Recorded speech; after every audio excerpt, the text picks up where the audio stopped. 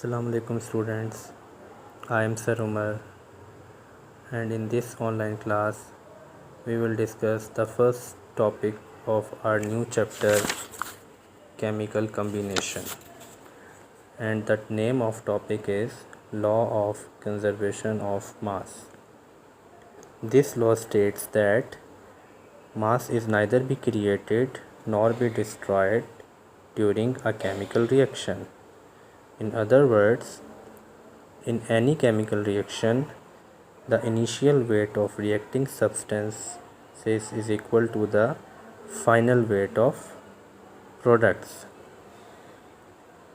इस लॉ की ये जो दो स्टेटमेंट्स मैंने अभी आपको बताई, इन दोनों का जो मीनिंग है वो सिमिलर है।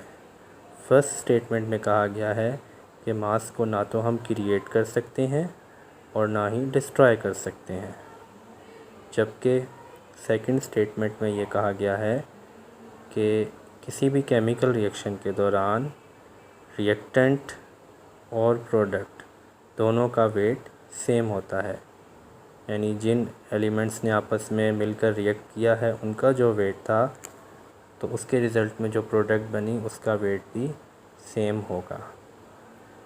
इसके बाद फिर हम पढ़ेंगे practical verification of this law by Landolt. Landolt एक साइंटिस्ट था जिसने इस लॉ को प्रैक्टिकली प्रूव किया था। इसकी प्रैक्टिकल वेरिफिकेशन के लिए लैंडल्ट ने ग्लास की बनी हुई एक एच शेप की ट्यूब ली थी, जिसके दो वेसल्स या आर्म्स थे, ए एंड पी। आर्म ए में उसने सिल्वर नाइट्रेट, जबकि आर्म बी में उसने हाइड्रोक्लोरिक एसिड का सॉल्यूशन लिया। उसके बाद इसने इन दोनों वेसल्स को ऊपर से सील कर दिया ताकि ये सॉल्यूशन बाहर ना निकल पाए। उसके बाद इसने इस एच शेप ट्यूब का वेट लिया और उसको नोट कर लिया। ये जो वेट है ये वेट ऑफ रिएक्टेंट कहलाएगा, क्योंकि अभी इन दोनों केमिकल्स ने आपस में रिएक्शन नहीं किया। उसके बाद इसने इस एच शेप ट्यूब को इन्वर्ट कर दिया ताकि ये दोनों सॉल्यूशन आपस में इंटरमिक्स हो जाएं, और जब ये दोनों सॉल्यूशन आपस में मिक्सअप हुए तो इन्होंने एक दूसरे के साथ रिएक्ट किया और एक न्यू प्रोडक्ट फॉर्म की, और वो न्यू प्रोडक्ट क्या थी? सिल्वर क्लोराइड और नाइट्रिक एसिड।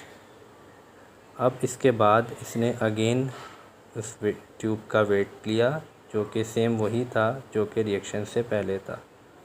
इस तरह इस एक्सपेरिमेंट से इसने law of conservation of mass को प्रूव कर दिया कि initial weight of reacting substance is always equal to the final weight of product.